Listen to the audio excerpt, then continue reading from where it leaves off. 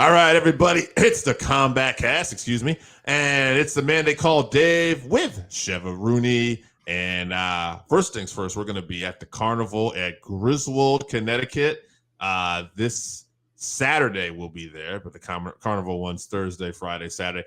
I will get some more information at the end of that because I have a little Veterans Memorial Park in Jewett City, Griswold, yeah. Absolutely. And it's Thursday. Here, I'll just do it right now. Thursday, 6 to 10 p.m. Carnival only. Friday, 6 to 10 p.m. There's going to be musical acts, Stiff Kitty, Nick Basse, Wooden Horse, and the Carnival. And then Saturday, 4 to 10, Carnival plus Northeast Wrestling. And more importantly, ya boys will be there. So check us out. We're going to be sitting with author Brian Solomon. He'll be selling some books, Blood, Guts, and Fire, the original Sheik.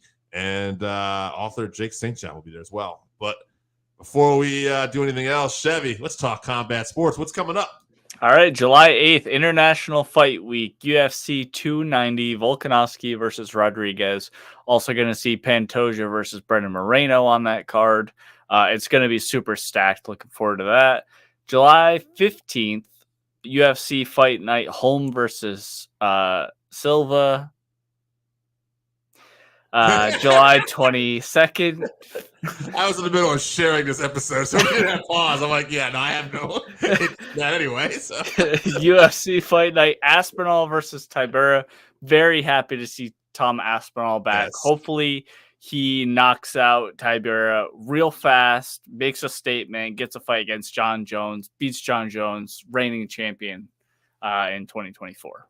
Dude, if he beat Tom Jones, that would just be the most amazing statement. And yeah, Tom has shown a lot of promise. So I have high hopes for this guy as well. And we'll see what he does when he comes back from an injury. Coming back from a torn ACL or whatever, big deal though. So tough ass. But that's also I believe that's a London card. So he'll be back at home. Meatball Molly's on that card. I don't think Patty is back yet for that card, but going to see a bunch of British fighters. So let's talk about the news. Not too much going on, but one thing we do want to talk about, some quirky, weird shit happening in the PFL.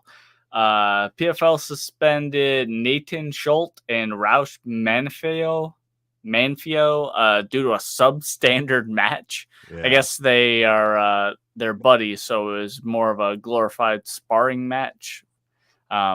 So they suspended both guys, and Shane Burgos, who got a decision win, will be moving on to the PFL playoffs.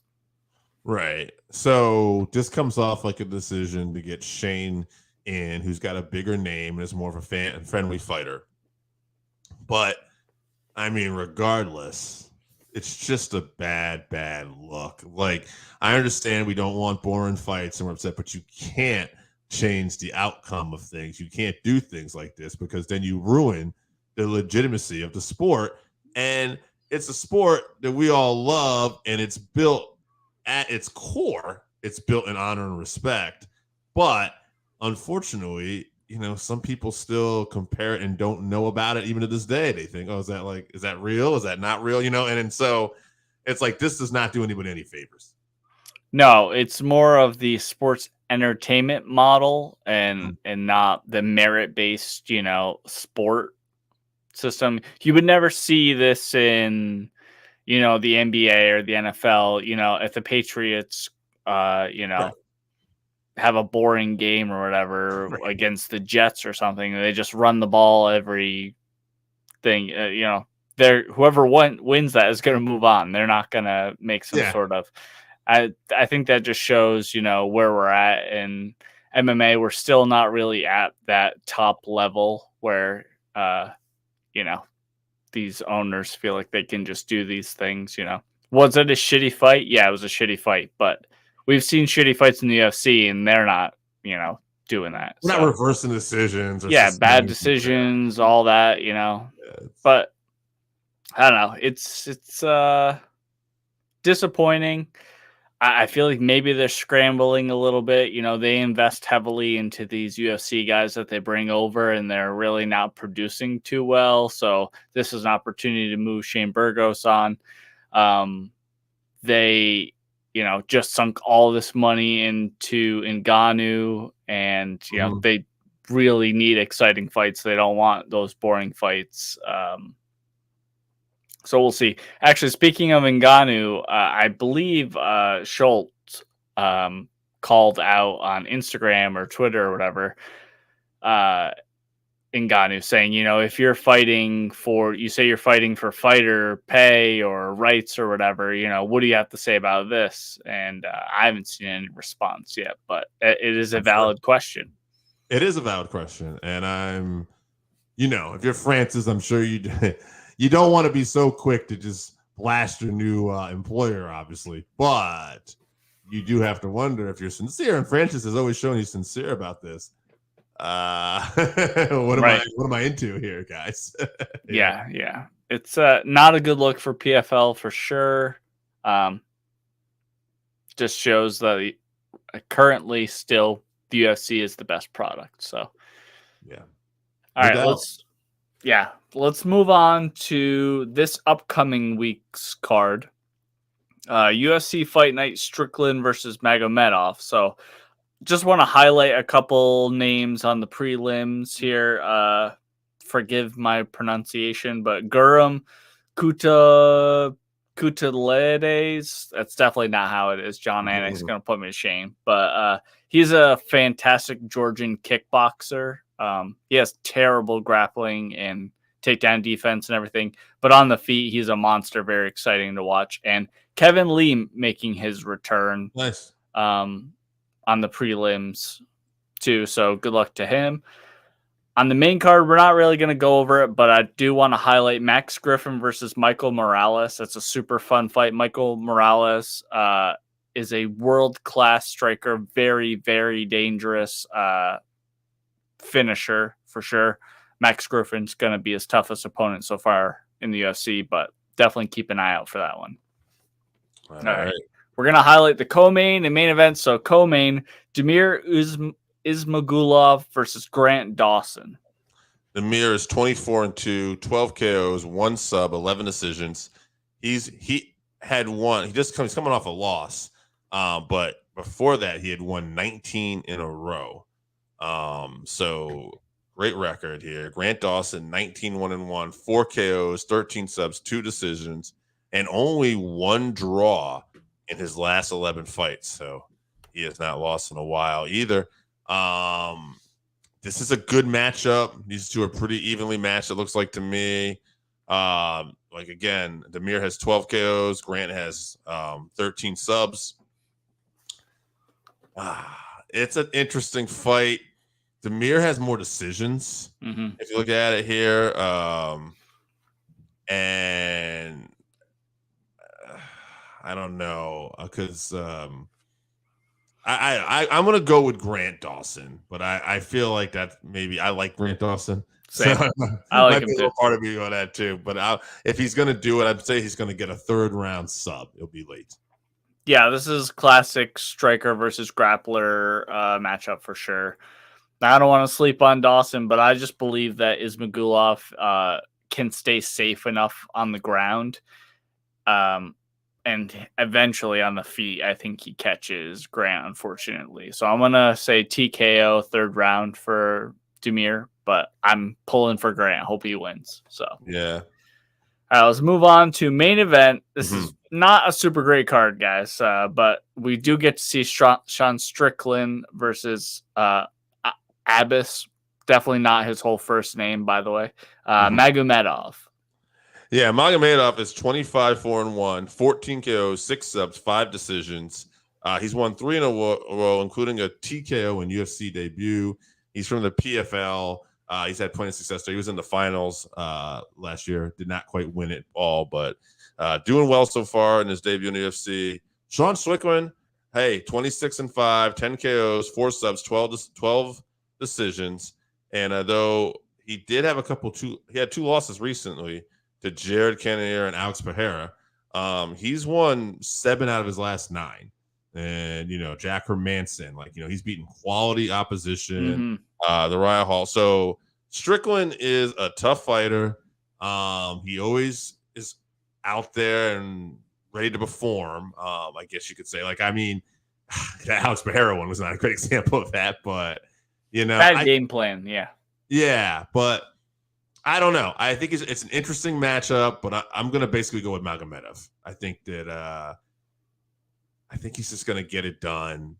I'm going to say, I'll say decision. I think this goes all 5 rounds. Yeah, I don't really know too much about Magomedov, but his signature wins are Dustin Stolfus and Sabadou Sai, who I do know about, and they're nowhere near the level of competition that Sean has been fighting. So Sean's fought near top level guys for 10 straight years. He's been in the UFC. So I think he wears this guy down and breaks his will with pressure that we know that's he's always going forward, pressuring guys. Probably not going to knock him out, though. So I think he gets a 50-45 decision, though. Wow. I think he really dominates him. I mean, you did bring up to some point that the competition is definitely not even close when you think about it. But I mean, there's a lot of people we don't really know that Magomedov's fought too. So True. It's a real X factor. Yeah, that's enough for me. You're right. Strickland. I don't change it off of it. Yeah, I will go with Strickland decision. I don't know what the odds are, but I would assume that Strickland's a pretty heavy favorite. Yeah, I think what I was thinking about is this. Strickland is, to me, sometimes he's showing wear and tear a little bit now at this point, but that could be too, you're fighting a bad game plan against a guy like Pereira, and Jared Cannonier is just showing that he's one of the best in the world if you're not Robert Whittaker or... They're the 2 heaviest punchers in the division, too. Right. Like, Magomedov's not going to knock him out, so I don't think anyway. Good point. All right, let's talk about last week's co-main and main. Very, very interesting fights. So let's talk about Amanda Ribas versus Macy Barber. So Macy Barber, we talked about this beforehand. We said how she probably wasn't the favorite. I was pulling for her, and I think I went with my heart and went all right with this one. But we both agreed that the X factor would be what kind of jump she would make in her progress as an MMA fighter. And wow, she looked amazing compared to her last fight. You could really see the leaps and bounds, and that I think back to when she had that loss to Roxanne, and she was a little cringy, afterwards, kind of taken away from Roxanne's program. And I thought, there's maybe a little immaturity there in some aspects. She's young. Yeah. She's young, but I can also see this girl seems like she's a hard worker in the gym. And she seems like she said she got the right people with her at Alpha Male, making the right strides. Really good. I'm very happy with her performance. I have an idea for her next fight, but I'm kind of conflicted about it because I wanted to see her keep getting better. But if you wanted to have a fun fight, create a little bit of steam, you're going to kill one of your prospects here, though.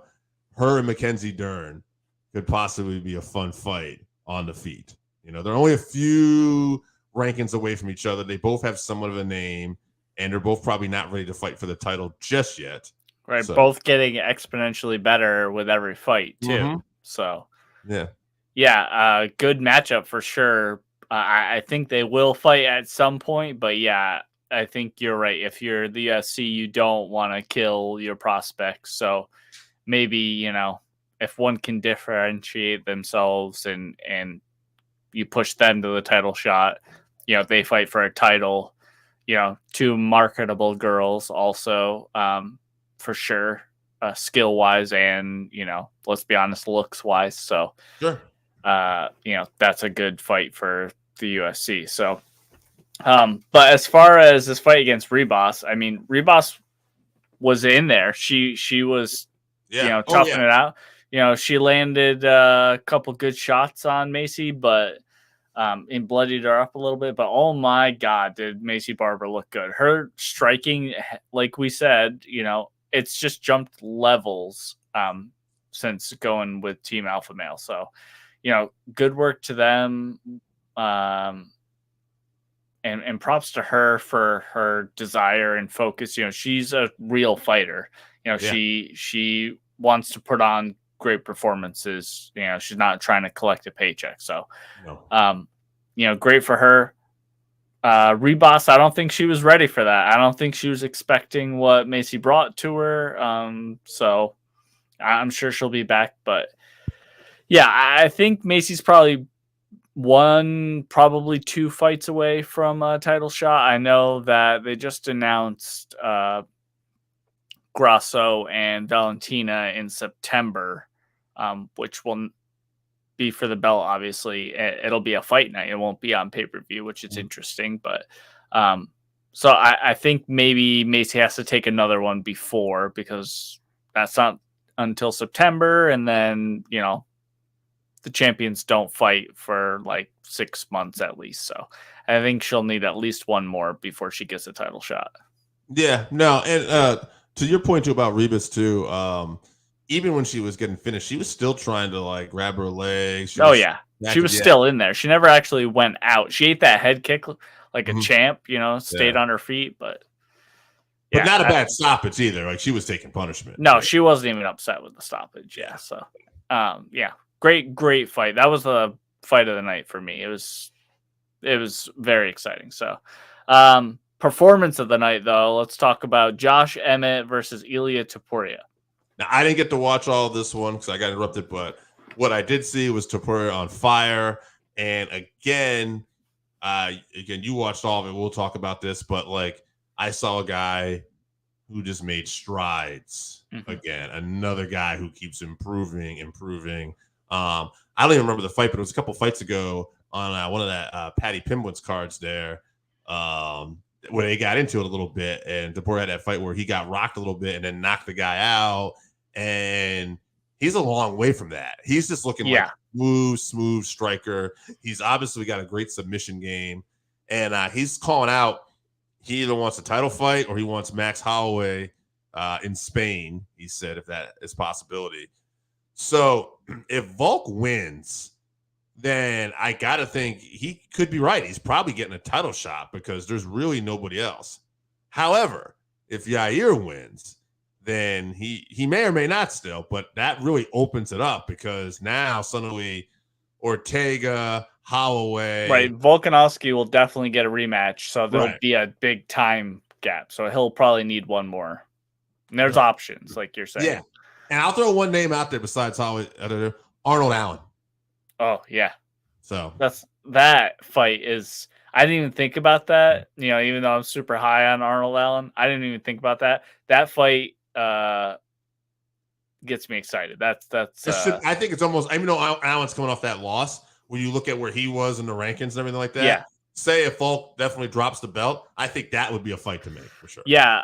I mean, also Ortega's been in the top 3 for years at this point. I know he's been hurt, but he hasn't fought. So I think he needs to be welcomed back with a tough matchup. And I think Topuria is a good matchup for him. I think stylistically good matchup for Ortega to come back with also. So I'd like to see that one. You know what also would be great? Calvin Kattar.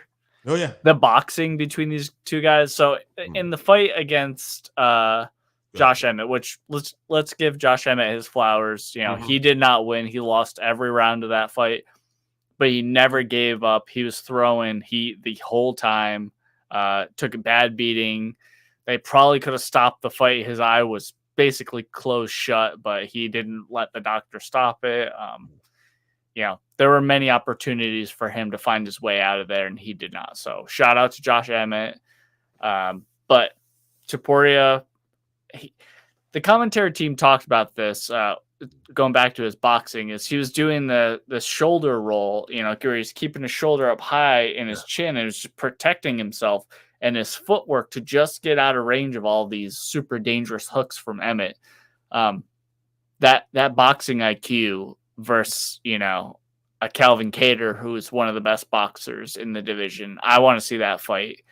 I think Topuria beats everyone outside of Max and Volkanovski very easily. I hadn't thought about Arnold Allen. That is a very close fight. I want to see that one. I think I would give Topuria the edge in that after that last performance. In fact, and I'll answer Randy's question too before we get out of here, but I will throw this out there first. if Yair does beat Volk and they're going to do a rematch, I think it'd be fun. This is a little fantasy here. If we had a featherweight fight night, basically, assuming Max is going to beat the Korean Zombie too, and it all lines up. But Max versus Topuria, Arnold Allen versus Brian Ortega, and then Yair versus Volk rematch. You know what I mean? Like, you could just have quite a right. Who wants it the most? That with all those guys on the card too, those people going for that number one contender are going to put on a real good fight too. With that, I don't think that's a bad idea. But Yair would have to beat Volk first, and we're a long way from knowing that's going to happen. Yeah, big ask, so we'll see. But favorite fight of the night, Randy, we were talking about earlier, Macy Barber, Amanda Hebus. That was my favorite fight of the night in Chevy's. Oh, absolutely. Yeah. So, So, anyway, congratulations to everybody on the card. But Chevy, why don't we tell people we got coming up one more time? All right, July 8th, UFC International Fight Week for UFC 290, Volkanovski versus Rodriguez, which we're going to find out, who the real champ is. That's to unify the belt. And then July 15th, UFC Fight Night, Holm versus Silva. July 22nd, UFC Fight Night, Aspinall versus Tybura from London. All right, a lot of fun fights. We'll see you at the fights. And maybe we'll see you at the carnival this weekend. Thanks for tuning in, guys.